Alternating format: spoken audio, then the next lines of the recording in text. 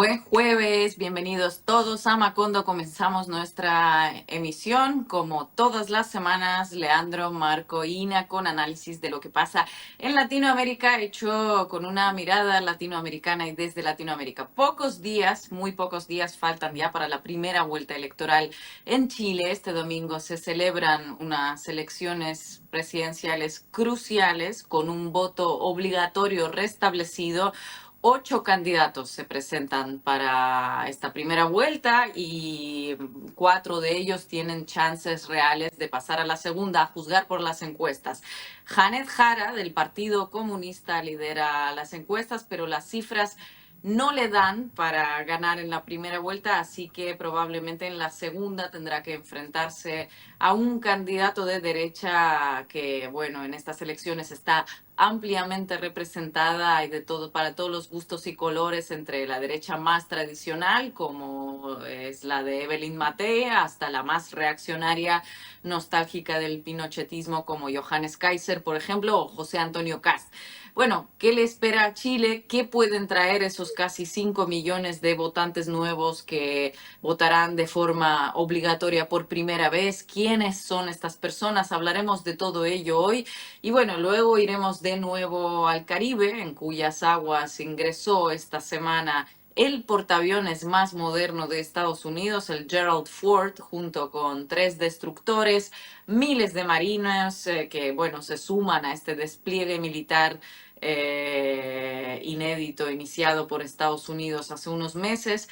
Hay despliegue de tropas en Puerto Rico, hay aviones militares de Estados Unidos en El Salvador, como lo detectó el otro día el New York Times estudiando imágenes satelitales. ¿Para qué lo hacen? ¿Qué pretenden hacer? Bueno, la pregunta del millón que nos estamos haciendo más o menos desde agosto en este programa y en todos los espacios en los que participamos.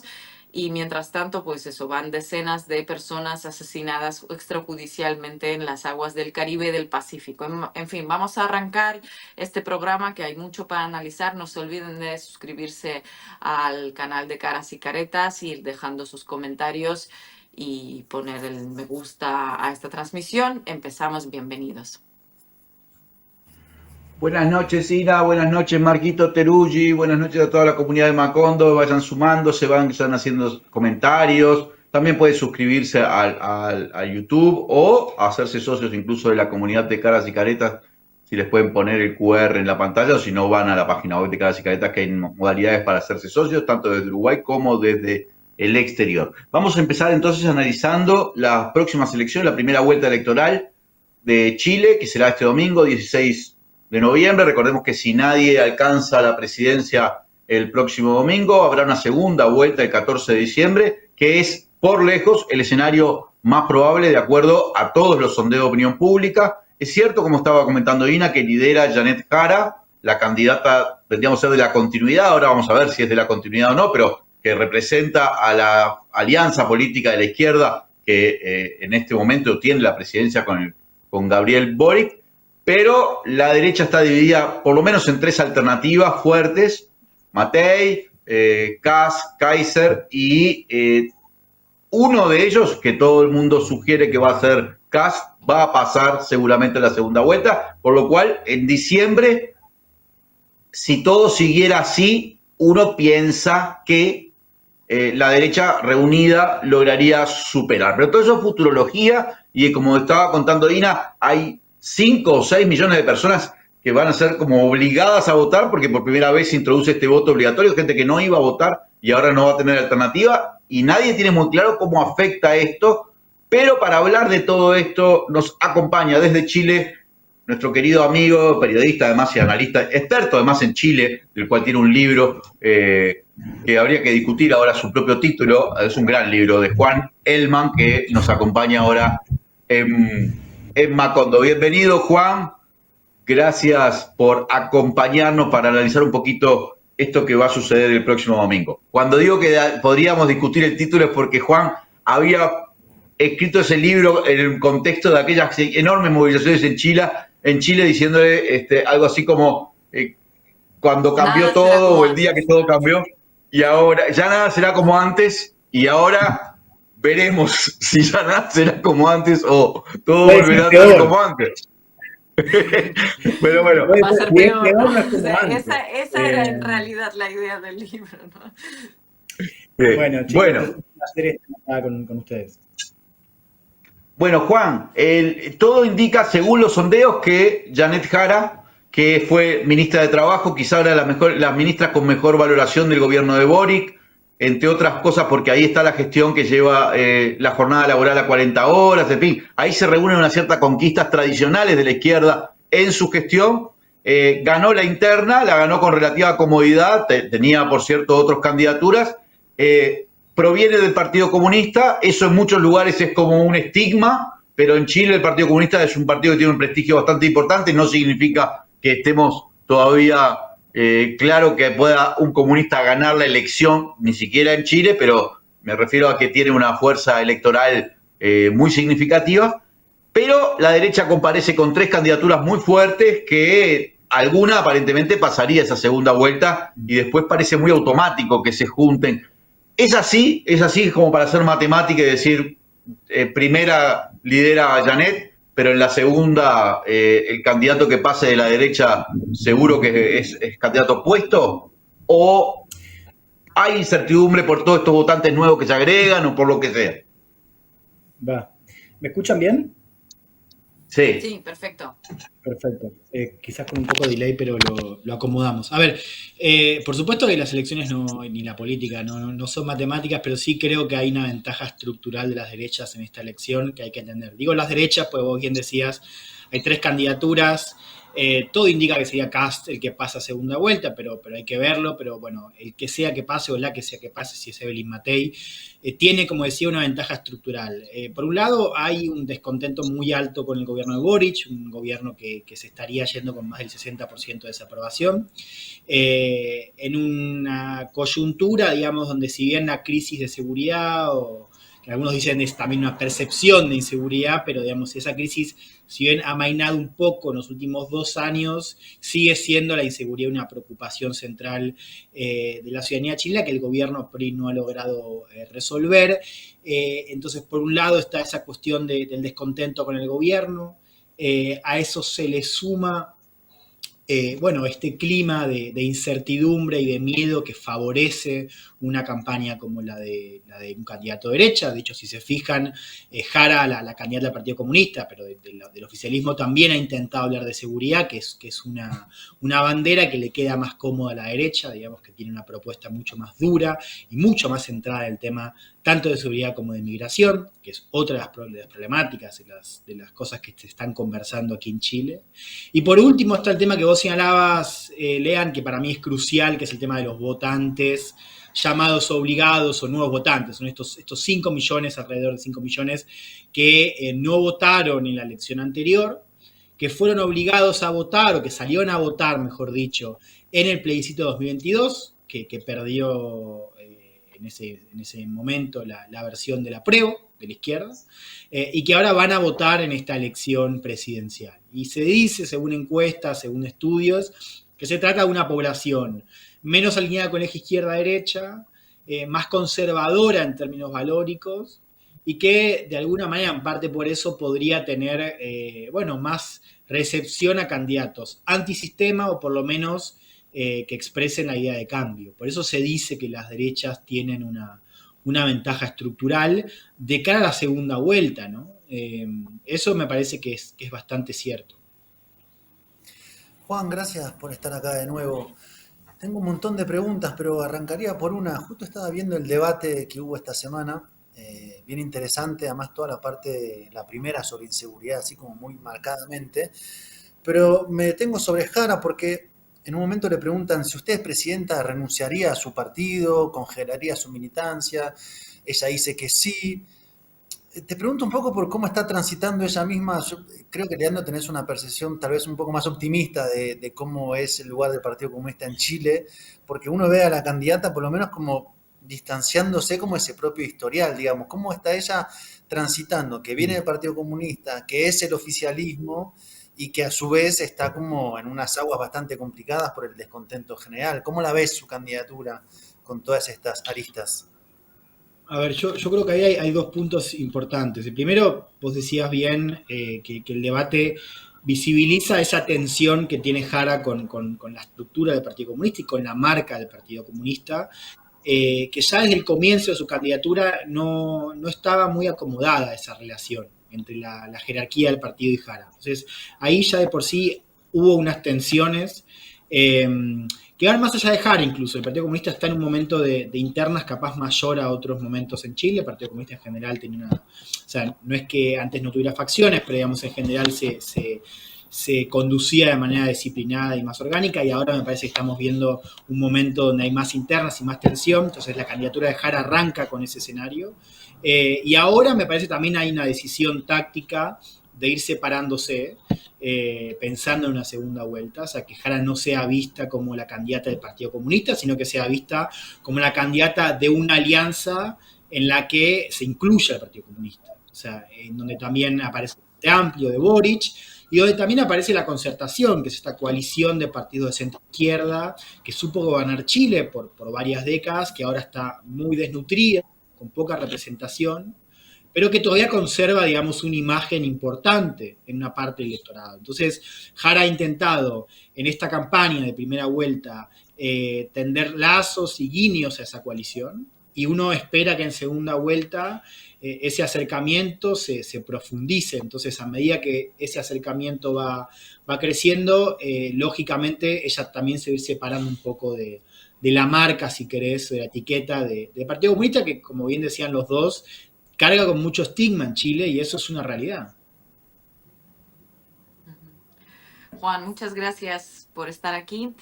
Chile está como en esta crisis, ¿no? Prolongada de legitimidad. Ha habido 2 procesos fallidos para redactar una constitución. Tú decías que hay un descontento con Boric fuerte, que está el índice de aprobación sobre el 60%, creo que lo mencionabas.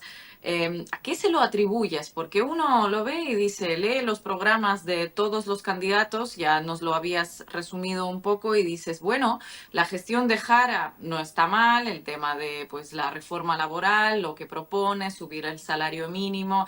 Tampoco es que el país sí no se ha hecho lo que se ha prometido, entre otras cosas, porque pues entiendo que el Parlamento estaba poniendo pegas, pero no dices que es un país donde la izquierda no ha gestionado tan bien o ha gestionado tan mal como lo ha hecho en Bolivia, donde había, no sé, colas para conseguir gasolina, no había dólares. Entonces dices, vale, el tema es la seguridad, pero ¿qué más? ¿Qué es lo que pasó en estos años como para que el 60% desapruebe esa gestión, que lo ves en un contexto más global y dices, bueno, pues tampoco ha sido tan desastroso, al menos no lo parece tan desastroso a esa distancia a la que estoy yo? Es una gran pregunta, es algo que yo converso mucho con amigos chilenos. Yo estuve viviendo acá todo este año, y claro, yo tengo muy fresca la experiencia del Frente de Todos en Argentina, ¿no? Entonces, mis amigos chilenos hablan del gobierno como si fuese de Frente de Todos, y yo decía, bueno, está bien, yo capaz no te defiendo el gobierno, pero digamos, al lado de Argentina, digamos, no fue una catástrofe, digamos, ¿no? Entonces, esa tensión que marcás es buena. Yo creo, primero de todo, que hay que entender, y creo que esto tiene sentido para la discusión regional, que es un gobierno que entró con una expectativa muy alta, ¿no? O sea, es un gobierno que había prometido resolver temas estructurales del llamado modelo chileno, sobre todo el tema de pensiones, que hubo una reforma, pero fue una reforma mucho más tibia de lo que se pensaba al comienzo. Está la cuestión de seguridad, pero en diferentes dimensiones. Una, que fue la que dominó el primer año del gobierno, era el llamado conflicto chileno-mapuche en el sur, ¿no? La macrozona sur, que estaba militarizada y que siguió militarizada, por cierto, digamos, ¿no? Boric profundizó, digamos, esa estrategia que había tenido el gobierno de Piñera. El abordaje de esa crisis, no sé si recuerdan, pero hubo un episodio medio fundacional que fue cuando la ministra de Interior de Boric, Ischia Siches, que no tenía mucha experiencia en política y mucho menos en ese cargo, que es el cargo más importante del gobierno, el Interior, bueno, fue a una reunión y básicamente la sacaron a los tiros, digamos, ¿no? Y esa imagen un poco lo que comunicaba, y también cómo fue percibido el episodio, era un gobierno que había prometido mucho, pero que no sabía bien dónde se estaba metiendo. Entonces, esa imagen me parece que también fue debilitando al gobierno desde un comienzo. Eso se profundizó el 4 de septiembre de 2022, cuando la propuesta constitucional fue derrotada. Pero además ya de por sí la convención, o dominada por la izquierda independiente, ya venía acumulando muchos escándalos y con una imagen también muy negativa, a la cual el gobierno fue asociado. O sea, el gobierno también fue asociado a toda una estructura o toda una coalición de izquierda que iba mucho más allá de su partido y que realmente sufrió muchísimo el descrédito de la convención y después tuvo un golpazo el 4 de septiembre. Entonces ya, menos de un año después de haber asumido, Boric ya estaba en aprietos, ¿no? A eso se le suma a los meses la crisis de seguridad que yo les contaba. Digo, seguridad y también de percepción de inseguridad, porque para mí esto es importante, porque si bien hubo un aumento en la tasa de homicidios, lo que pasó fue que hubo una serie de crímenes de alto impacto, secuestros, asesinatos de agentes de seguridad cometidos en este caso, por actores extranjeros. Habló muchísimo del Tren de Aragua, de Venezuela, en el marco también de la llegada del crimen organizado acá en Chile, por más de que, insisto, hay una brecha entre el aumento real del crimen y la percepción de inseguridad, pero digamos, el gobierno sufrió la llegada de esa crisis. Y creo que esos factores, digamos, minaron bastante al gobierno. Un gobierno que, insisto, llega con expectativas muy altas y en un momento también de... el momento en el que gana Boric es interesante, porque si bien quedaba todavía algo del deseo de cambio que había sucedido en el estallido, también se empezaba a cerrar un poco eso. De hecho, el hecho de que Kast haya ganado la primera vuelta, recordemos, José Antonio Kast, que ahí estamos viendo, en 2021, en la elección anterior, él gana la primera vuelta. Bueno, efectivamente ya empezaba a haber algo de una resaca que terminó afectando al gobierno de Boric. Y lo último, para dimensionar un poco lo que yo decía antes, hay que entender que este es un gobierno que gana la segunda vuelta muy cómoda, o sea, gana con más de 10 puntos de ventaja, pero vota el 55% del padrón, digamos. Entonces, ahora seguramente estamos en una tasa de participación cercana al 80%. Entonces, ¿qué quiero decir con esto? Que había mucha gente que no había ido a votar por Boric ni por ningún candidato, y ahora sí va a ir a votar, y me parece eso también de alguna manera da cuenta de un escenario diferente, ¿no? Un poco con esta inclusión del voto obligatorio. Juan, algunos escándalos, porque yo tengo dudas sobre el impacto de los escándalos en los procesos electorales, aunque es cierto que a veces suceden cosas que pueden funcionar como tal, pero miremos en el caso argentino, uno pensaba que el impacto de lo del 3% de Karina Milei y todo eso, yo que sé, iba a tener una cierta repercusión que después, no sé, no se registró así tan claramente. Pero algunos escándalos que hubo en Chile, recuerdo sobre todo la renuncia del viceministro, ¿no? El subsecretario, viceministro del Interior, Monsalve, y el manejo que hizo además el gobierno, en aquel caso sonado de acoso sexual o violencia sexual, que terminó con su renuncia y además con un proceso judicial que no sé en qué andará, pero me imagino que está todavía activo. Justo pegó ahí, ¿no? En la política de seguridad, en el Ministerio del Interior, en un momento además ¿te parece que el manejo de ese tipo de casos, que la forma de gestionar que tuvo Boric ese tipo de situaciones, pudo haber impactado así en la opinión pública, o es como algo que hizo ruido por todos lados, pero de repente ahí en Chile ya nadie le da trascendencia? A ver, por un lado, el escándalo un poco ha salido del cuadro mediático, o sea, ya ha pasado más de un año. Entonces, digamos, no es un tema que se esté discutiendo tanto ahora, pero sí creo que lo que hizo fue reforzar un poco esta imagen de amateurismo que yo les contaba hace un ratito, ¿no? El gobierno manejó muy mal la crisis, hubo un muy mal manejo de información, de cómo lidiar con la información que al parecer ya la tenían. Y después hubo una conferencia de prensa muy escandalosa de Boric en la que básicamente él desobedece a su secretaria de prensa, en vivo además, o sea, todos lo vimos. Y básicamente se sale del libreto y empieza a improvisar y habla como 50 minutos sin guión, ¿no? Y eso también de alguna manera contribuye a profundizar la crisis. Que por lo demás, además, golpea una de las principales banderas, digamos, del gobierno, que era un gobierno que se decía a sí mismo feminista. Entonces, creo que esa crisis lo que hace es profundizar esa percepción, digamos, del gobierno como un gobierno que un poco había traicionado también su promesa electoral. Y bueno, también, claro, eso llega después de esta derrota de la convención. El gobierno ya había girado el centro ahí, ya había cambiado su gabinete y ya había perdido mucha fuerza. O sea, este es un gobierno, para que dimensionemos, un gobierno que ya un poco todo ese aura reformador, digamos que, o sea, aura reformadora que tenía al comienzo cuando fue electo, rápidamente lo dinamita, digamos, rápidamente lo pierde. Y después un poco empieza a gestar como si fuese un gobierno, bueno, de centro izquierda, con ciertos gestos, digamos, también nuevos, y con ese recambio generacional que un poco tiene, digamos, el gobierno, porque lo tiene a Boric, tiene a Camila Vallejo, que es la vocera, o sea, cuadros jóvenes. Entonces, para resumir, yo creo que lo afecta en el marco de una crisis previa, y que hoy es un tema, digamos, no tan trascendental, diría, en la conversación sobre la elección, y cierro con esto para darles un poco de clima.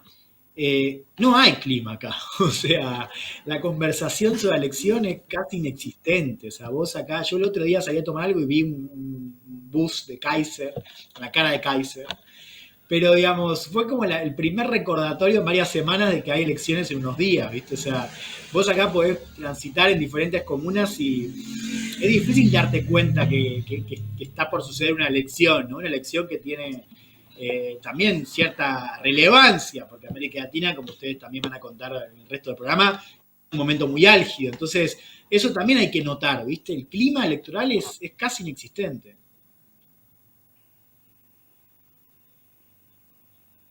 Estás muteado, Estás Marquito. muteado, Marco. Va. Hace un ratito decías que algunos amigos en Chile hacían como algún paralelismo con el Frente de Todos de Argentina. Y tal vez lo que uno percibe a la distancia es como cierta carga de desilusión, ¿no? Con el gobierno de Boric, con que había esa expectativa que nombrabas y finalmente se fue desinflando. Y que estamos ante una posible segunda vuelta de, supongamos, Jara contra Kast, donde uno de los argumentos principales va a ser parecido al de la segunda vuelta en el 21, que es una suerte de resorte anti-Kast o resorte con todo un discurso anti-extrema derecha, la amenaza, el peligro, ¿no? La campaña del miedo que van a decir del otro lado, que ya se aplicó en el 21. Yo me acuerdo de la campaña de los que no están con Boric votan con Boric, ¿no? Toda esta cosa de, sí, ante esto, cualquier cosa, hay que votar a Boric. Ese resorte todavía puede funcionar después de 4 años. Es un resorte que ya naturalmente está oxidado o no. ¿A la gente le importa algo así? Digo, porque en Argentina cuando era, no, porque Milei esto, Milei lo otro, la democracia, la dictadura, y finalmente la gente, comillas, una mayoría, estaba como en otra sintonía, ¿no? Y esta del miedo, en este caso, si en este escenario, porque uno presupone que van a apelar a ese resorte, ¿le ves funcionalidad o ya está agotado ese recurso? No, yo no le veo mucha funcionalidad. Yo creo que ese recurso está agotado, diría, por 3 cosas, digamos. Lo primero es que en el 2021 Boric, primero un rostro nuevo, o sea, expresaba efectivamente como también una idea de renovación generacional y política que de alguna manera sintonizaba con el estallido.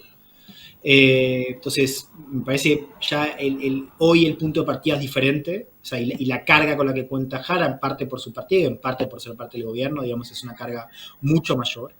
En segundo lugar, y esto lo subrayo una vez más, hay 5 millones nuevos de votantes, y ahí un poco yo la pregunta que hago es, si alguien que con todo lo que se dijo en 2021, sobre Pinochet, sobre lo que significaba acá, sobre la esperanza de Boric, después del estallido, si esa persona no salió a votar contra Kast en 2021, son 5 millones de personas, ¿no?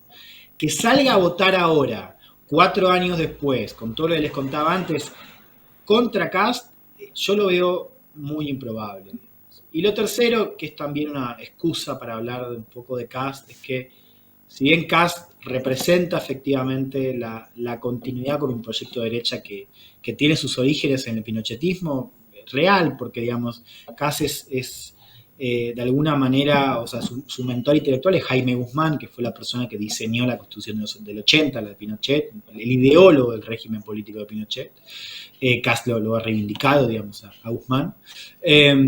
Kast, si bien representa eso, es cierto que ha hecho una campaña mucho más prolija, mucho más estratégica, que ha intentado construir un discurso muy alejado de temas que lo podían dañar. O sea, es un candidato que ha mejorado muchísimo con jóvenes, muchísimo con mujeres. O sea, las mujeres y los jóvenes fueron clave para el triunfo de Boric en segunda vuelta. Las encuestas nos están diciendo ahora que Kast ha mejorado notablemente con ese grupo. Entonces, eso, y además tiene un partido que lo ha dotado de cierta penetración territorial. Entonces, para mí esos tres factores explican por qué es como muy difícil que la izquierda pueda ganar en segunda vuelta con ese discurso, digamos. Ahora, qué sé yo, no descarto una sorpresa, digamos, me parece que eso es muy difícil de saber, pero a priori hoy es muy difícil pensar en una estrategia exitosa basada en la campaña. Una última por mi parte, un poco para vos, Juan, a ver qué opinas y un poco también para el debate, porque justo habías mencionado a estos 5 millones de jóvenes que pues no se sienten, parece ser, alineados ni la izquierda ni la derecha. Nosotros estamos un poco acostumbrados a decir que cuando alguien te dice no soy ni de izquierda ni de derecha, es que se es de derecha sin más. Pero está surgiendo, ¿no? Esta nueva generación, pues que consume estos contenidos en las redes sociales en las que una ya dice paso de ello, no lo quiero ver. Y nosotros siento que seguimos analizando las realidades en estos términos de esto es la propuesta de izquierda, bien, hay que apoyar porque tiene base social y tal, y esta es la propuesta de derecha, ergo pinochetismo, prodictadura, lo que sea. ¿Cómo hablarle desde la izquierda a estos jóvenes que evidentemente ya no compran este tipo de análisis que se están haciendo y se van sus votos a unos candidatos que después suponen un retroceso en absolutamente todo? ¿Cómo? O sea, estamos en un momento en el que siento que nos faltan como herramientas para transmitirles pues ciertas informaciones que deberían influir en la emisión de ese voto, ¿no? Ok, es una pregunta interesante, no sé bien cómo responderla, se me ocurren capaz algunas cosas Ya. para sumar a la conversación, digamos. Efectivamente hay algo del terreno digital y esto de encontrarse con esa gente donde esa gente vive y participa, que creo que es crucial, digamos, ¿no? O sea, no hacer que esa gente vaya a vos, sino estar donde esa gente está. No sé si se entiende la idea, pero me parece que algo de eso tiene que ver, y también un poco asumir las demandas que tiene esa población, digamos, ¿no? Entonces, en ese sentido, la campaña de Kast fue, creo, estratégica, digo, más allá de que había un tema que lo beneficiaba, que era el tema de seguridad y migración, o sea, está claro, por eso yo les decía la ventaja estructural, digamos, entendió muy rápidamente que había una parte de su plataforma previa más conservadora o ultraconservadora que no sintonizaba y un poco creo que la supo dejar de lado y creo que eso es un aprendizaje. Ahora, dicho todo esto, yo lo que diría es, a ver, yo seguí de cerca la campaña de Kast, estuve trabajando unos meses como reporteando dentro de la casa, buscando voceros y entendiendo un poco cómo funcionaba el partido de Kast. Y es un partido que efectivamente ha logrado sintonizar con una parte de la juventud, que invierte mucho en TikTok, o sea, es el candidato ya. Kast tenía mejores números de TikTok que Boric en 2021, o sea, una persona que ya viene trabajando en esa red hace ya varios años. Pero es un partido que ha logrado una inserción territorial que el Frente Amplio y la izquierda no. Entonces, ¿qué quiero decir con esto? Digamos, que es cierto que las redes son importantes, que hay que construir ahí y estar y comunicar para esos públicos, pero digamos, hay toda una dimensión territorial que tiene que ver con un trabajo de base, que tiene que ver con un trabajo de ir a los barrios y puede sonar anticuado, pero se soslaya que en la campaña de Kast ese trabajo estuvo y explica una parte de su mejora y explica por qué Kast está mejor posicionado que Matei y que Kaiser para ganar y entrar en segunda vuelta. Entonces, no hay que olvidar ese trabajo porque la sensación que tengo también es que la izquierda, por lo menos acá en Chile, pero también en otros lugares, entendía la fuerza de esas redes, entendía, digamos, la necesidad de hablarle a un público joven, lo tuvo, pero, digamos, no se ocupó en construir algo remotamente parecido a la capilaridad social. Entonces, me parece que eso es un aprendizaje. Naturalmente, ir a hacer un acto como se hacía hace 20 años, capaz eso no sirve. Pero, digamos, hay toda una dimensión territorial que me parece que ha sido bastante soslayada, y en el caso del Partido Republicano de Kast, bueno, me parece que ahí hay un caso para ver, ¿no? Después les puedo contar un poco más, o sea, hay también una dimensión vinculada con el crecimiento del evangelismo, o sea, es un partido que se ha montado en estructuras evangélicas, digamos, no es solamente ir a los barrios con una pancarta, digamos, pero hay toda una dimensión territorial que me parece que la izquierda acá en Chile ha abandonado, y la derecha lo ha logrado hacer junto a una campaña de comunicación en redes sofisticada, exitosa, y bueno, a juzgar por los resultados que estamos viendo en encuestas y demás, sí, que los ha acercado a los jóvenes. Una más yo tengo, Juan, y después esta es la última para mí, pero quería, supongamos bueno, que se produce esto, que el 14 de diciembre, de repente en esta segunda vuelta, el candidato ganador resulta ser finalmente Kast, José Antonio Kast. ¿Lo ves construyendo una alianza rápida, inmediata, o sea, sin dificultades, fluida, con tipos como Milei, Rodrigo Paz, Gerí en Perú, Daniel Noboa, en fin, una cosa tipo CEPAC, o es una derecha de otro tipo?